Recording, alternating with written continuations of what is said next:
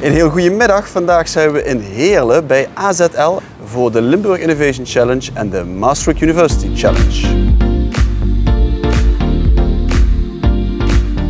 Voor de mensen die AZL niet kennen, wat voor bedrijf zijn jullie? AZL is een financiële dienstverlener. Wij zijn actief in de pensioenfondsenmarkt. Dat betekent pensioenadministratie voor meer dan 50 klanten. En een klant is in dit geval een pensioenfonds. Pensioenadministratie, we geven actuarieel advies, we geven communicatieadvies en we ondersteunen besturen. Waarom doen jullie mee aan de challenge als AZL zijnde?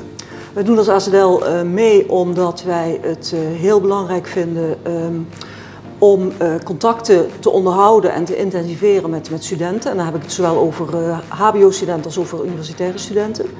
We doen dat onder andere doordat we zo'n 15 tot 20 stagiaires hebben, ook in coronatijd. We hebben werkstudenten, met name op het actuariaat.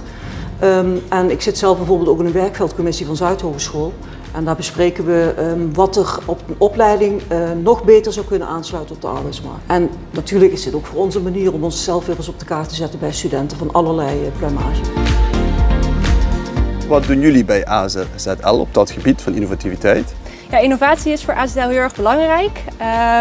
Als we kijken naar de ontwikkeling in de pensioenmarkt, zien we dat er heel veel ontwikkelingen aan zitten te komen met het oog op het nieuwe pensioenstelsel.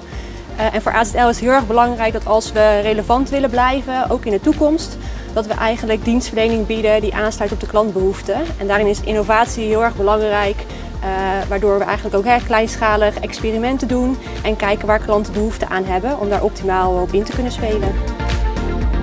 Zou je graag willen zien van de studenten waarmee ze komen naar jullie, naar de challenge? Ja, we hopen vooral dat studenten eigenlijk de buitenwereld naar binnen halen en eigenlijk frisse nieuwe ideeën genereren voor ons. En anders kijken naar vraagstukken waar AZL dagelijks mee bezig is. En zo hopen we dat het uiteindelijk leidt tot mogelijke nieuwe producten en diensten voor de klanten van AZL. Tot slot, wat zou je de studenten willen meegeven op het gebied van innovativiteit vanuit jouw of jullie ervaringen? Ik denk als we kijken naar onze ervaring is de belangrijkste les dat we zien dat het vooral heel erg belangrijk is om in een vroeg stadium de validatie te doen bij de doelgroep. Dus ook al heb je al nog maar een eerste idee, om dat al te valideren bij de doelgroep. Om te kijken of daar potentie zit in je idee. En dat levert hele waardevolle inzichten op voor de verdere ontwikkeling van innovatie of van het idee.